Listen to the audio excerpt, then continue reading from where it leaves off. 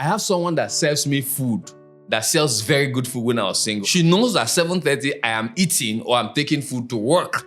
So she prepares that. You don't come, she eats my food. So now that I am married, I'm expecting my wife to play the role of the cook or the chef that was serving me, and it's not working. So there was anger. You are entitled to be angry. Yeah. You are entitled to scold somebody. Yeah. You are entitled to demand. Yeah. Why the man of the house Does is not have coming food back to and eat. not have food to eat. I felt like sex will look like any day, anytime, anywhere, I can just have it. There'll be no moments like, I don't want, I'm tired. Why is somebody saying they're tired? No. You can't be tired. Can't be tired. The man of the house wants to have sex. Yeah. Whatever programming you have as a man towards marriage, just throw it away. I promise you have rubbish. Don't stand by it. Otherwise, you lose your marriage. You lose the peace of your marriage. Man, you are responsible for the health of your home. And what if the other person is not doing the right thing? Say it's your responsibility. You are divorced, or you know somebody with their marriage broke, and you say, we're just bashing them, and we're just saying that they are the ones that made their marriage not to work as a man. No. You can do everything right and your marriage will still fail. Welcome to another episode with Love with Ini. Today, we'll be talking about something that is almost overlooked in our world because we don't even see it coming as an issue. And just like every episode, this is important, but this is particularly for men. We'll be zoning into the world of a man, the mindset of a man, and the expectation that men have before marriage versus the reality. I'll be trying to help you, if you're already married, to be able to balance and navigate this thing that you are in now called marriage. And if you're not married yet, to be able to find the right way, model, and pattern that you'll be able to have a successful marriage. Because people usually say that if you get through the first 5 years of your marriage, then there's a higher chance your marriage will last. Well, that's not statistically proven yet. However, it's true that the first 5 years can be very dramatic, painful, and difficult because they are usually years for learning and relearning. But you can have a different kind of marriage, and we hope that this episode will help you learn that with our shared experiences and that from different men. But I won't be doing this episode alone. I'll be doing it with my brother, my friend. He's a husband, he's a coach, he's a father, he's a author of books, Mr. Abibo. Thank you so much. Thank you so much, Ini. Thank you for your values you've been sharing about family, relationship. And if you've not been following Love with Ini, please do that right now. Subscribe and get more values. So we're having an honest heart-to-heart talk about us, our experience, what the words try to subject most men to, how the mind of a man works as it concerns getting married, and how you can better position yourself, especially if you are not married yet. And if you are married yet, you could learn one or two things that will help you navigate your marriage better. So I'll just go straight to it. Mr. Abibo, what was your own expectation into marriage generally? My expectations were, in general terms, marriage would just be that thing that would somehow make you feel satisfied. Make you feel like, I've done something great, and I'm starting something new too at the same time. The expectation that, once I get married, there are things I'll stop doing.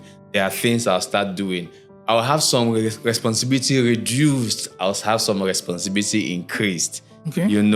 I have a partner that would understand me. I have someone I can do life, ministry, family. Because before I got married, I found purpose. I was committed to an assignment in ministry, in business. And I'm like, okay, in this relationship, I was looking for someone who will understand this thing. And I felt like, okay, I found someone who understands we're in ministry, we're committed to this. We found a shared purpose for marriage. So I am getting married with that. So there's a place of purpose. There's a place of connection. There's a place of intimacy. So this person understands it. So, we can do this life. We'll do it well. We'll do it different. We'll do it based on God's standard, So there's nothing. And then the other part where, I'll stop cooking. I'll stop washing my clothes. I'll stop doing some things, that looked like they were tough because somebody else will be doing it for me to an extent. Not because the person was a slave, but because I felt like, okay, this person will understand the work I have to do. And you do this picture that they said a man has a certain work to do and a woman has a certain work to do. Roles. Yeah. And then it's no roles based on gender. It's just sometimes roles based on how the world has sold it to us. I believe some of those things. Maybe we'll talk about one of them later. But that's exactly what it was like, expectations. Okay, I'll drill down a little bit on that about what was your expectations for you to be as a husband. What do you think being a husband would look like? What do you think being a father would look like? What do you think sex would look like for you? Let me start from the last. Okay. I felt like sex would look like any day, anytime, anywhere, I can just have it because we are married. Because we are married, the scripture has said your body belongs to your spouse. So if I have high libido, and then it's like, okay, morning, afternoon, evening, night, even midnight. You know the way they do it in movies and some of the things we had seen and assumed. To an extent, I felt like, okay, I've been chaste for a while. I was not a virgin, but, I've kept myself. So finally, the person also knows I've kept myself. Even while we're dating, she also knows. So finally, guy, see, whenever, however, based on our agreement, but we're going to have a share, there'll be no moments like, I don't want, I'm tired, and the rest of it. Because that's not what they sold to me, you know. But guy, that's sex. What about you're talking about being a husband, father and an husband? A husband, really. I felt like I had someone to nurture. Okay. I have a family to lead. Okay. I had this woman that I would connect with as much as, and then she would see me as husband. This thing, I felt like, okay, there will be no conflict because we have understood ourselves in dating and all of that. And as a father, really, I had an expectation that when you get married, you just be a father. Even if some of us did not plan to have the children immediately, but that fatherhood, like you have someone that you would lead as your children, you have to connect with them, you have to share, you have to listen to, you have to learn. That fatherhood picture where I'm going to do something different from some of the things my parents did. Being a father, I carry my children and have some of those things. So those expectations were also there, and I felt like, when would this happen? This year or next year? Sometime later. So there were expectations. So that's absolutely amazing. So like we've shared in time past in this episode, that it's very crucial for you to know your purpose for getting into marriage. And for you had that box checked for marriage. For a lot of people, for me and a lot of people, sex it was not like it was going to be morning, afternoon, night, but it was like, every time I think about it, I will have it, because now that I'm single, I'm celibate. I'm thinking about it and I'm saying, no, kill that thought. No, you can't go there. But when I'm married now, I'm not killing any thoughts. I'm just going to be, It can't we do, things like that. I had to being a husband. It was more like, they tell you are a provider, you are a protector. So it was okay to just bring money, get things done. The woman do the other thing. In fact, let's even try and paint a full social picture that the society gives to you. It gives to you the social picture of, the man is the provider. So they tell you things like, once a guy is between 25 and 35, what they ask to check if you are qualified for marriage is, do you have a job? Do you have a home? Sorry, do you have a house. Rather? Because they tell you don't need to have a home. The woman will make your house a home. So do you have a house where there's a roof over your head? Then what are you waiting for? You can provide food for at least more than one person. What are you waiting for? That just becomes the standard. So it's not like, okay, so the checklist is get a house, get a job. Then if you have the bonus, get a car. Then you are qualified to get married. So the next piece of thing you need to acquire for your life is get a wife. So getting the woman is almost looking like, I'm not saying that's the intent of the people who thought this thing. But from where we were sitting while we were receiving this information, it now played out to mean, okay, the woman will just be the next thing on your list in these things you need to do in life that will make your own life more robust and comfortable. So your house can be, you might be a guy who don't know how to wash. Don't worry, you'll soon get a wife. She'll wash for you. She'll wash for you. If you don't know how to cook, you are eating outside, or you are cooking. While you're cooking, people will say, don't worry, you won't cook for today. You stop cooking. The woman will come and she'll making meals for you. You know, they even think, you're even thinking about what to eat. Hey, yeah, because you're not married. Your cravings. Oh, you're not married. That's why you're thinking about what to eat. When you marry, you're not thinking about what to eat. So all those things are beginning to form a subconscious programming that you are getting somebody who come into your life and take care of the processes for your living. They would take care of the processes, so you take the output. So you don't think about food. You just bring money. When you are hungry, you should just have food on the table. So the subconscious thing that happens is, if food is not on the table when you are hungry, you are entitled to be angry. You are entitled to scold somebody. You are entitled to demand. Why the man of the house is coming back and not have food to eat. You know, you're entitled to do that. So the subconscious process is, you want to have sex. Why is somebody saying they're tired? No. You can't be tired. The man of the house wants to have sex. You know, the religious circle too didn't help when they started using the word Lord to describe the man. And it was almost totally out of context, which, you know, depicts that the man is the highest authority in the home. And the woman is a follower of the authority. Sarah called Abraham Lord. You should kneel. You can kneel to give your husband food if that's what you do. And you should call him Lord. But it got out of context of making you king. And the woman is slave. You know, I was careful not to call her slave quickly. She's queen, but she's a slave queen. So there's a title attached to her. Yes. Her job description is to make your life comfortable. So you get her pregnant. Don't worry about the children. She would stay up in the night. She will take care of them. She would watch over them. You are a loving man. Just provide the resources for these things to happen. Buy her special gifts. Give her on special times. You know, buy her good gifts for wedding. Okay, so it's evolving to, you know, you have to do better.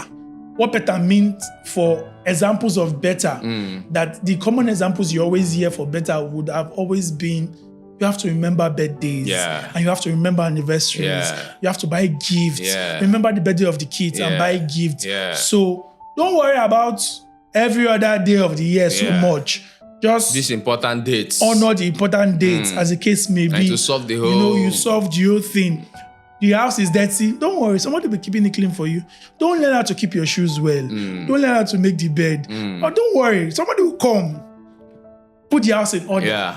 You just make sure that you can have money. Just make sure. And men are told, even till today, that the only thing a man needs to have is money. Women will come.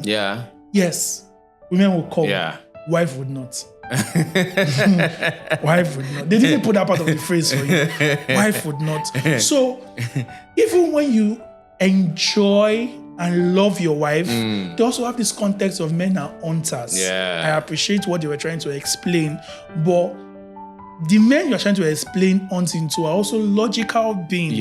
And what hunting means in our mind is you reel in a prey. You catch the prey. Which makes a lot of men woo their wives when they are dating. The society sets you up to do that. They tell you, the template of the society is simple, which is what they set us up with. When you want to catch her, do all the things that you won't do when you are married. So you send her early morning text messages. Don't do not to woo her. When you stop her to excuse her, you're going to have eloquent speech. You're going to have bars. You're going to have lines. You send her messages that you're thinking of her. Send her random gifts. You know, just get her. Find the things that she likes. And then put it there in front of her. Because you're not the only person trying to get her. They tell you that too. She does not like guys with big stomach. So you have to work out. And you were so committed to working out. So there are a lot of guys she had met before you. But when you check her own list, however you got it, you have to fit in. So look, you need to get her to become your wife. Now she's not your wife. Then when she becomes your wife, what happens next? So this is exactly what we are saying. You know, you don't want to kill so that the person will know you're killing. You know, like I like sharing this, that when we're younger, or in some places, when you want to catch chicken, you know, you tie a rope, you put food far away, the chicken begins to follow and say, oh, I'm enjoying myself. And by the time it gets into the rope and it's relaxed, comfortable,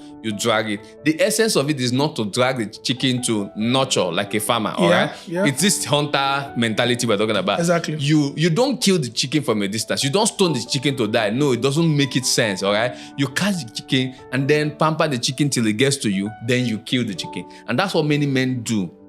Unintentionally. Yes, unintentionally. It was not like you prepared to do this, but that's exactly how the society has fashioned it, to be. And we, sincerely, when we catch ourselves as men, we're not happy we're doing it. However, what programming has set over time, so we have to now reprogram it, which takes time, and which is something that some men are not really ready to do. Not that they don't know, but I have to chase work. I have to get money. I have other things to prepare. I have to even prepare for the children that will come if they're not there or they're here. Hey, there's budgeting. What do we do? So I don't have that time. Guy, let's just manage how we're managing. I understand completely. And it doesn't work that way. All right. So we're saying that the society had done a lot of things, pressure, and then men had this picture. Another thing I've come to realize is so many of us we didn't have the conversation with our fathers. All right? Because who defined masculinity to you? Okay. Did your father, who is your pater, your source, all right, share with you about true masculinity? Okay. What pictures, what conversations did you have? Where you say, okay, let's talk about marriage. I'm going to get married in 7 years' time. What are the things that I have to build as a man? Did you have those conversations? Did that happen to you? If it happened, how did it transfer into you? I don't think many people who are married listen to me. You can type in the comment section if you had this conversation. Let us know, because I didn't have.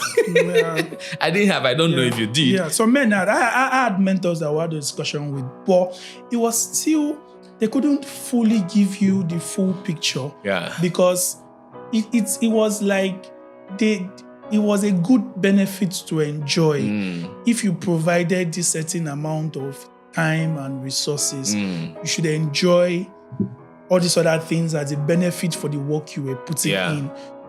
And back to, the mindset that they set you up with. If you needed to woo, so you did these things to get the woman, but you are not going to do it in marriage to keep the woman. Yeah. In fact, you don't even intend to do it in marriage to keep the woman. You're just doing it to woo the woman. This should give you a pointer that's why it's not working. Because the same things that help you cut the person should be the same things that help you keep the person. Yeah. So the man goes into the marriage. Most men, not every man. Yeah. Not every man. Yeah. Please, again, this is not a blanket statement for every man. Yeah. We're just having studied the societal pattern and script. This is what is setting you up for. And what I can tell you that most men get into marriage with this expectation that, okay, they will do this set of things and the wife will do this set of things. In fact, it's more like the wife is there for your satisfaction. Yeah. We don't say it, not the way I've said it now makes you look like men are bad people. So we don't say it like this. No. But the subtle programming, so if you're already newlywed or I'm bringing this reality to your consciousness, it's subtle like, what's she there for? Yeah. So you see people say things like, the woman, what do you bring to the table? We have that conversation in our society. What do you bring to the table? And I say, no, I bring money, I bring car, I bring house, I bring this. What else are you bringing now? Woman, I bring sex. You're like, what's sex? So you see, our society sets us up to fail. It sets us up to fail. And we get into marriage with all those mindsets. Expectations. And we do all the things we're supposed to do when we're dating. So it now feels like when you are dating, it's like flying. Okay. You get into the airport. Dating, wooing is like booking your ticket, getting your bags ready, boarding in. Wedding is like, okay, we're about to take off. Honeymoon is like, buckle your seatbelt. So you expect that the moment you just come back, hey, your slave queen, that you remove the slave and put the queen, is ready to serve her master. Take off. Often, that plane, my lord and personal husband, that plane don't use to take off. So, and we're going to explain what happens just now. So, Abibo, what was your first reality check? Setting up was the first reality check. It was a tough one because we moved into a new apartment immediately. We got married, from honeymoon, hotel, and then we got into a new apartment. And I was trying to set up my house the way I had always set up as a single. My wife had another picture. I felt like she understood it, because she'd come to my house and she saw the setup and she saw how I liked it and talked about it. And now we're here. She has another different picture of how to set up her house. Now, this picture that the house belongs to the woman is the way she arranged it that it's supposed to be. And the man is saying, I am the leader of the family. So that conflict came up 2 days after the marriage. Wow. And then it was like, no. So what happened was, because of training and skill, I had to understand that, guy, we don't have to fight over a thing. However, someone has to first of all submit, even if it's not completely correct, until you can negotiate and find a better balance. So that is one thing I had to do. So I said, okay, no problem. So I allowed that. No, I wasn't okay. However, I had to allow ego, whatever it is, to slide so that we can have peace. I felt like I'm too young now to just fight, man. Then we had conversations. As I'm speaking to you today, it is not what I wanted that worked. Okay. It is what she wanted, but I had an understanding, a better understanding. Okay. It's not like, and it's what she wanted, that's what stood. No, it was that we agreed. Oh, honestly, this is it. This was better rather than this. And the other part was, I realized that she's an interior decorator. Okay. And then me, I was just that guy that likes it the way I wanted. So we submit to skill and knowledge and competence more than just how it has always been. Okay. So here's the point also. Not how it has always been.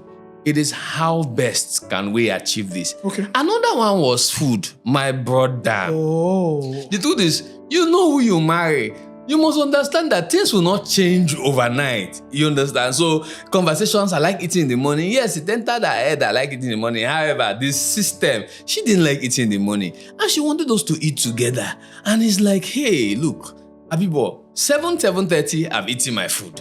But she, till 10 o'clock, she wants to eat at 10 because she wants to do other things. And I'm like, can we eat together? You know that feeling of, hey, we're eating together, it's breakfast. And bro, the truth was, I wasn't eating early again. I got angry. You know that you have to slip into that, I have to eat early. It didn't work. That didn't work. So you must understand models that don't work. And don't stand by it. Otherwise, you lose your marriage. You lose the piece of your marriage. And when you say lose the piece of marriage, it's not like two people are separated completely. Disconnect. Where you're not understanding each other, you're not relating. And guess what happened? You're losing a lot. And when the piece of your marriage is lost, there's nothing you're working for because you're coming back to that marriage that you're losing a piece. So I had to see that, okay, what has happened? In her programming system, from just graduating or she was still in school about to graduate, she has a lot to do, but she just remembers, I've not eaten. So she takes snack. Me, I finished school long time ago. I eat very early. And here's the thing I eat early. I have someone that serves me food, that sells very good food when I was single. I cook, but that very early breakfast. So she knows that 7:30 I am eating or I'm taking food to work. So she prepares that. You don't come, she eats my food. So now that I am married, I'm expecting my wife to play the role of the cook or the chef that was serving me, and it's not working. So there was anger. There was this hurt. Boy, I had to readjust. You have to start going back to cook. I cook. But then that morning food, I don't like it because I'm in a haste, I'm doing some work, early morning programming. I have to start learning back. I said, okay, you have to adjust. So I have to make timetable, I have to do sometimes. And I saw that she's not doing that sometimes. And I look at, hey, I'm doing my own. Why are you not doing it? See, sincerely speaking, it was becoming a fight. Because I felt like, it means you're not a wife. You don't know what I need. You're not meeting my need. But I saw that it was not changing anything. So okay, there needs to be adjustment. I have to learn. I have to reconnect. I have to begin to share over time. We started conversations, talking, and the rest of them. Has it completely changed? The answer is no. Will it completely change? The answer is no. But do I need to learn my wife's style and begin to adjust? So we have to meet somewhere where two of us understand that he needs it this way. He's not getting, it's affecting his productivity. When she can't do it, let me adjust. But however, we don't need to see it like, nobody, I can't just do it, let it be like that. No, we need to see it like, he needs it. How can I meet up? And how can I also adjust to meet up with her systems that work? So let me just tell you this now, before we get to the end. Just take it from me now. Whatever programming you have, if you are 25 and above, whatever programming and you're a man, whatever programming you have for marriage, if this is August 2025, if you're 25 and above August 2025, whatever programming you have as a man towards marriage, just throw it away. I promise you have rubbish. From the depth of my heart, you have rubbish. Somebody is arguing with you right now in his heart. This guy is saying rubbish. Just throw it away. Just throw it away. You need to realize that when you get married, God is the leader of your home and not you. You are subject to God's leadership. And when God leads you, you are just the one that God has put in charge and responsible to execute His will for your home. Marriage. Yes. It's not your will that your marriage needs. It's God's will for your home. Yeah. And God's will includes you and your spouse. So reality checks I'm going to give you a lot of reality checks about it. Men get into it and sex. So the devil lie about this is either you are at this part of the spectrum where you're not getting it as it's supposed to be, or you're at this part of the spectrum where you're not even getting it at all. So, sex, for instance, you get into it and it's more like, okay, now you realize that the woman is not there to please you. Sex is about pleasing each other. Yeah. Sex is about helping each other. But then again, there's this school of thought that tells you that it's okay for you not to have sex all the time, for you to be tired, that's not also scriptural. The balance is you can both do the work and grow your mindset that whenever any of you need to have sex, you can get adjust to get it done. and have it done. That's the balance for the good of the marriage. For the good of the marriage. Both of you. Sex is not something you wait to be horny to have. Yes, sir. Sex is something that you have because you don't need to be horny. It's for communication. Yeah. What God did with sex is your horny feeling in marriage is a trigger to say you've not had it for a long time. True. It's not supposed to be the reason. You're starving from something that is part of your marriage. Now you've starved. Now your body is reacting. And then it now comes with anger because there are reactions. Because now that you are starved, you are hungry. Yeah. You now go to get it when you are hungry. And your food is delayed. Impatience. You will be angry. Yeah. So the expectation, first of all, is two of you. Yeah. You have to now. So I'm just saying that you don't go to the other side to say, don't worry, she's tired. I'll just wait myself. Self-control is a fruit of the Spirit, and you should use it. However, your marriage blueprint is supposed to come to the point where both of you are so deeply connected that you are always having sex. Yeah. The frequency depends on your both personal life, structure, and structure. I won't tell you 2 times a week, 3 times a week, but it cannot be less than 2 times a month. And you're in the same house. Come on now. It's too long. Nobody is sick. Nobody is pregnant. Nobody just gave birth. Once a month. Come on. It's happening in some families, however. And that's why we're talking this thing now. Because now for the man now, because you are now set up like that, the next alternative is like, okay, since I'm not getting in the house, let me go outside. Since I'm not getting outside, okay, I don't want to go outside. I don't want to get in the house. I can masturbate. You are still setting up yourself for the issue. Yeah. You come to the food. You provide money and you think that's all. You don't want to be involved in how they are cooking what the food will be like. I don't cook in my home. The cooking is not my thing. My wife does it. But I'm fully involved in the entire process. Okay. Fully involved in the entire process. I know where the foods are in the kitchen. Yeah. I know where the things are. I know how to get the food. I know how to make the meal. You give support. But I give my wife them that I don't want you to be in the kitchen. Just come to the kitchen time to time. Check on me, hug me, peck me. That's fine. I'll do the work. So you have to know the model, but you have to be connected. Yeah. Because when you get into marriage with this mindset, oh God, you are frustrated. Cool. You have emotional pressure to lead to suicide. Then many times, even it doesn't matter how rich you are, sometimes the money will not be there at the moment to do certain things. Yeah. Because they've put you in this box for provider. Money is what makes you a man. Exactly. So when you don't have the money, your manhood is lost. Exactly. So, you know, how you have to cover the bill. You don't have to explain how you got the bill. You have to be strong. You know, you have to realize that you have to be physical. But you also have needs to be met. Yeah. You're not expressing your need. Yeah. So now, this slave queen that you've managed to put her in this box. Yeah. where she cannot now meet your emotional, you can't converse with her. And you are expecting that she reads your mind. You know, one of the first ones for me was coming back from work and realizing that I needed to service somebody when I got back home. I'm like, I thought I would just, because my house used to be like my resting place. Yeah. When I come back, I'm alone. Enter the house, close the door, sleep, you're good. Whatever you want. But then you're coming back, there's somebody at home. You have to gist with. Just yesterday, my wife was not feeling fine now. She's telling me that she has like 4 or 5 G's she has, but she cannot say it now. She'll say it tomorrow. And I'm laughing. I've grown. I'm like, oh, okay, no wahala tomorrow. Even if you're going to say it yesterday. But before then, I'm like, I want to sleep. Which one is G's? You're disturbing me. You're disturbing my mind. Meanwhile, marriage is partnership.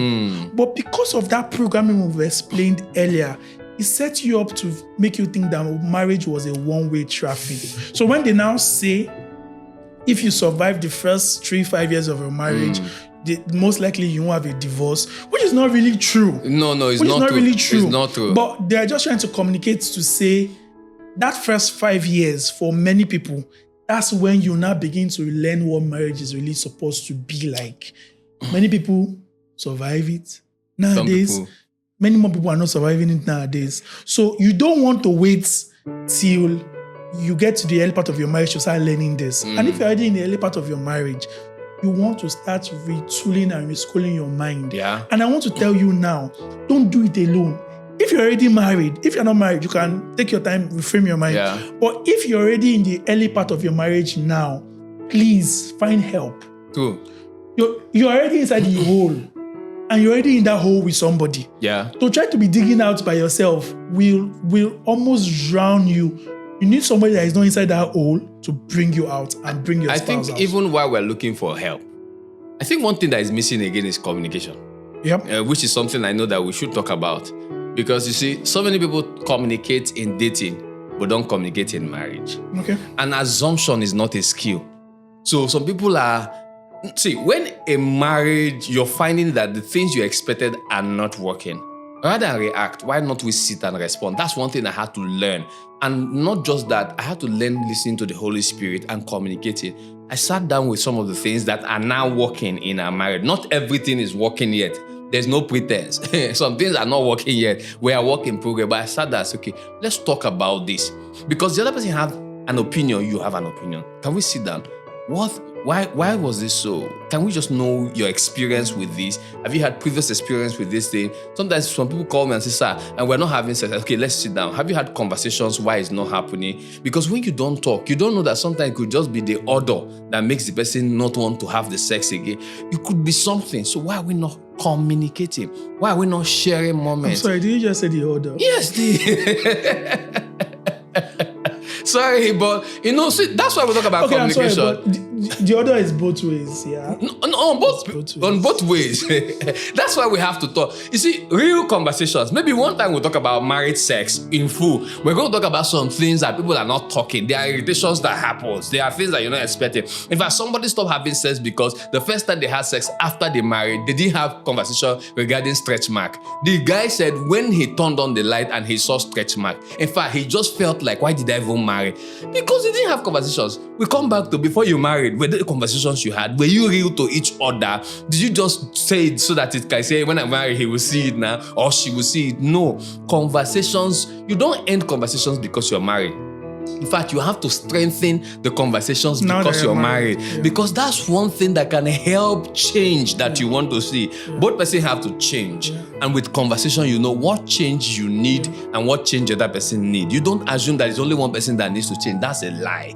All right. So conversation brings healthy conversations in that manner. Because what's the definition of conversation? Is it you talking to or talking with, learning from? So I had to bring that so that we will know that some of these things. That's very important and crucial. But because we're also talking to the man, I need to say this clearly. That the man, you are responsible for the health of your home. Leadership is your responsibility. You are responsible to how your family grow.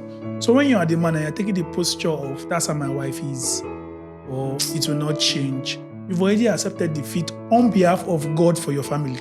You see this thing you just said? When the Holy Spirit told me this thing clearly, it was in a very tough season of our life. See, some people's marriage challenges happen I told you our own happened from beginning. Yeah. And why I was not happy that it happened from beginning was we took 3 different counsels from professionals. We read books together, getting for marriage. So we felt like, we are very, very prepared. My brother, the balloon was burst 2 days after then. And those people said, look, if your marriage is not working, I said, and what if the other person is not doing the right thing? He says, it's your responsibility. When the thing did not work in the Garden of Eden, who did I call his name? Adam. When I was talking about raising a family, who did I speak to? Abraham. So he began to give me, I had to go back to scripture. So you as husband, if you're not trained to listen to the Holy Spirit, please leave marriage alone, especially if you're a man, because Satan would use the pride of masculinity to destroy you first and then destroy the marriage.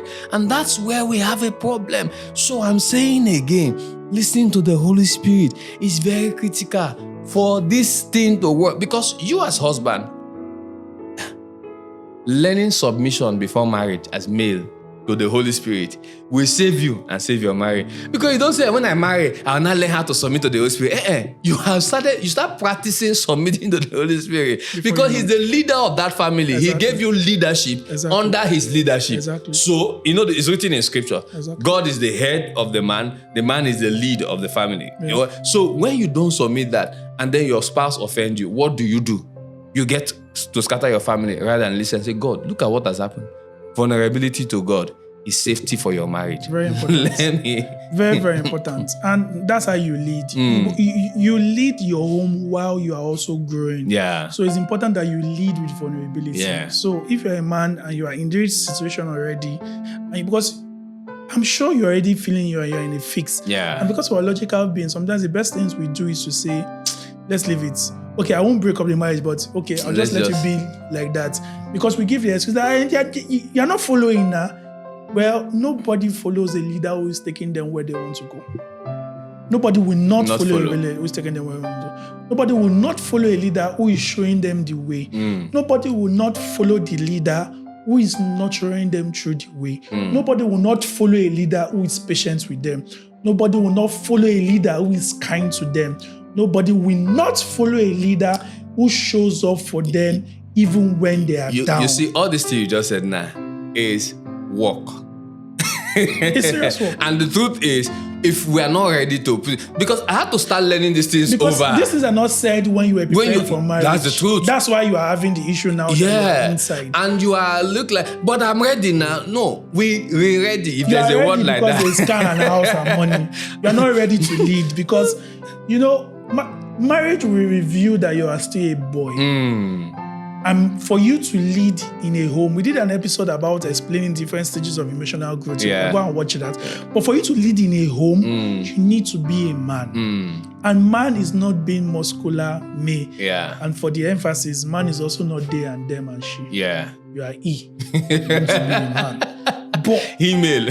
Yeah, she female. But you need to be able to lead with vulnerability and honesty and being true and authentic. But you are responsible. Yeah. If there's no communication in your home, is your fault. If people are not having sex, is your fault. If people are not into intimate conversation, is your fault. Let me pause you and ask a question, because you say if people are not having sex, it's your fault. Yes. Please explain further, because somebody is saying, I am ready, she's not ready. I am willing, she's not willing. I've tried everything I can, but she's still not getting in. What's everything you can?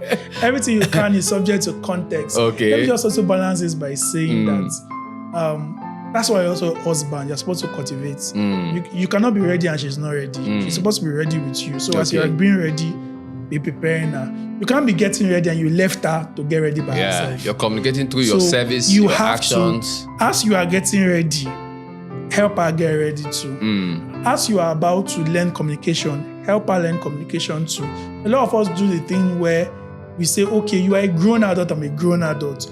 I'm taking classes. Go and take classes too. No. It doesn't work like that with your marriage with the woman. As you are taking the classes, schedule classes for her. And don't just schedule classes and leave her. Help her through the do process of the learning. class. Help her do the class. Help her with all the processes. It's your responsibility to help her get there. Then when you help her, the way God fashioned is because in turn she will help you. She will help you in areas where you can't see loopholes, weaknesses, support, because she knows the vision. She's a part of the vision, and you both are living that vision together. However, if you do all what is right, because if you go back to Eden, and when God said, why did you eat the fruit? What Adam was supposed to do when Eve brought that fruit was to say, disobey God. I'm going to love you by not eating that fruit with you. So that I can protect us. So I can protect us. So when God come, Adam can say, my wife did something wrong. Please forgive her. I'm standing in for her. Because Adam could have redeemed Eve. Yeah. So Adam could have stood in love for Eve. But what Adam decided to do was to fall and take the fruit. And that's what we do when we say, it's you. I've told you. You are the one not listening. I've told you to get early, to make sure to know how to wake up early. Are you got to wake up early? I even woke you up and you are still coming late. It's your fault. No, it's our fault. Your responsibility is to wake her up, help her make pour water, help her go have the bath, help her prepare the kids, and help her get ready. Responsibility is not to wake her up, get ready, and go and stay in the car and be waiting. That's not your responsibility. You have to lead her through all of the process because she is yours. When the Bible says, love her like Christ loved the church, that he will present himself, he will present her to himself without spot and wrinkle. So he has the Christ work. is the one doing the work of cleaning us up. Yeah. Your work is to clean her up, ready to serve you. Say you want to be king, do the work of making her the queen. Do the work of making her the queen. Not the slave queen. Not the slave queen. Because when you make her ready, she won't be doing, hey, you want to have sex? Okay, I'll just have sex. No. When you make her queen, she says you want to have sex. She'll ask you, did you prepare me? I'm not doing. Prepare me too. And you'll be like, hey, I'm sorry, I didn't prepare you. Okay, I'll prepare and you have sex. You will not be doing quarrel. She knows her full rights. Oh, you want to eat? I'm sorry, you're coming late. There's a snacks now. Your food will be ready in 2 minutes. What happened? Well, I was doing this with the child. I was doing that with the child. The time slipped. I'm sorry. And you eat. That's how queen do. Yeah. But you have to prepare her to be your queen. Yeah. You have to help her get to your queen. But now you've just don't want to do the work of being a king. King cultivates. Yeah. Kings Dear Lord, cultivate. you have to rule and rule well, you know. One last thing I'd like us to touch on. Okay. Parenting. How did you get a shock? I know a lot of people get shocked with different parenting styles. The woman has something in her mind. There's so much to cover, but we're just going to begin to wind down the clock. But did you have differences in parenting style? Yes, we currently do. Okay. Yes, we currently do. Like we said, we have to nurture. Some persons are more skilled in areas. So what I often say is, when you find a strength of your spouse, and it's needed for both person to grow in that strength, don't see it like his office. See it like our responsibility. Okay. Submit to learn. Okay. Grow so that both of you can parent right. Because I studied parenting before I got married. I had the issue with a lot of parenting not working. So I began to build parenting styles and we learned it. However, by practice, I was practicing with other people's children. Okay. But I think she was not practicing as much as. And here's the thing that happened, that when our first child came, which we have right now, she had some shocks.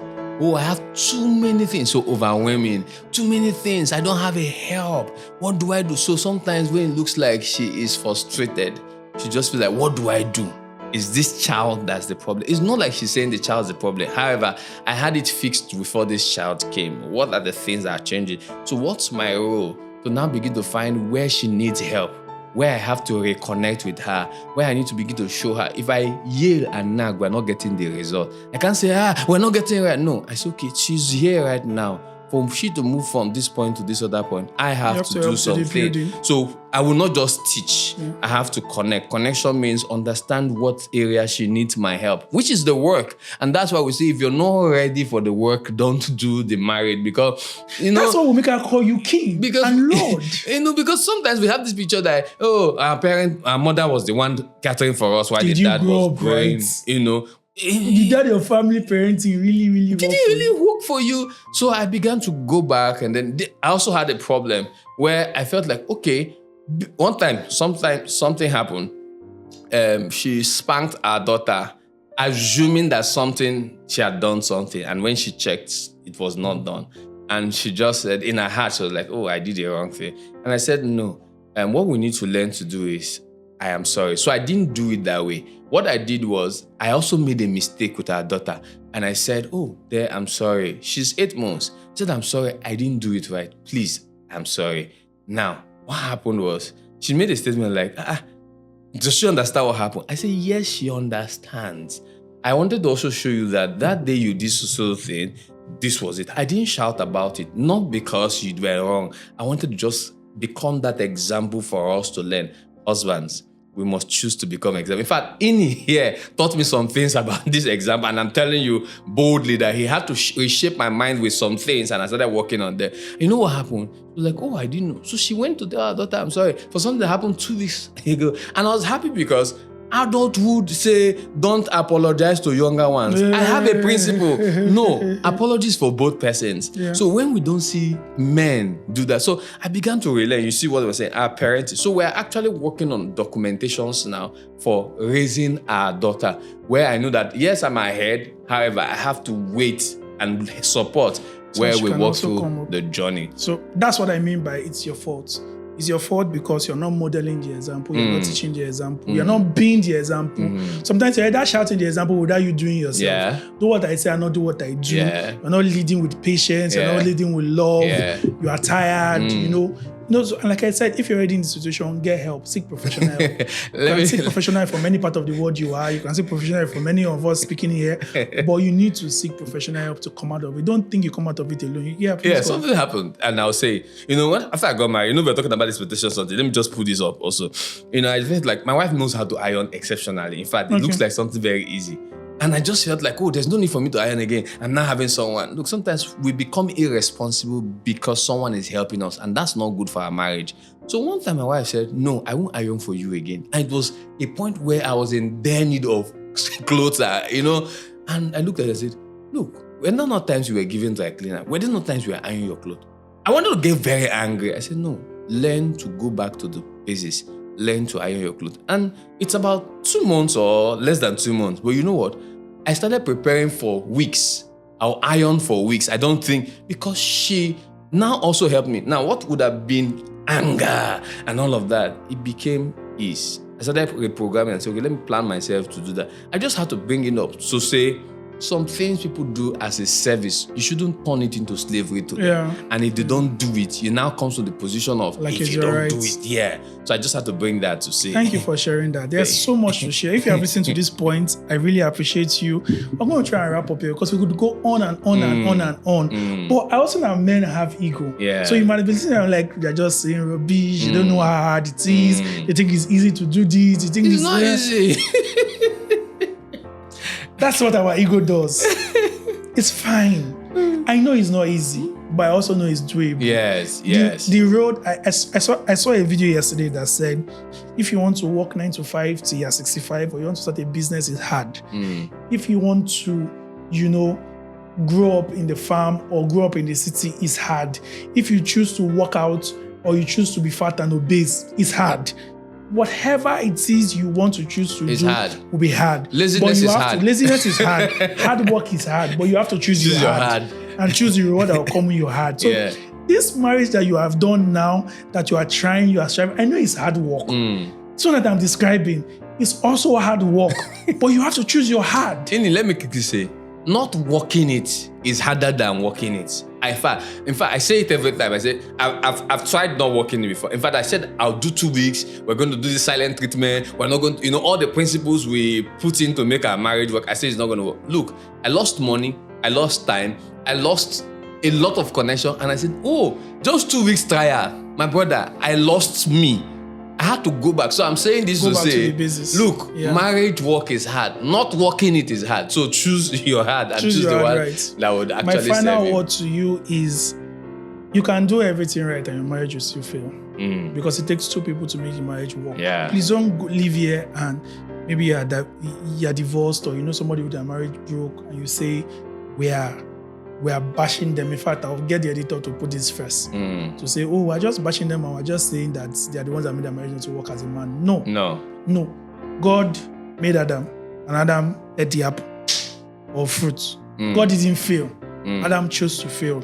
So it is really possible that you do all of this and your spouse insists that they will not follow you and the marriage does not work.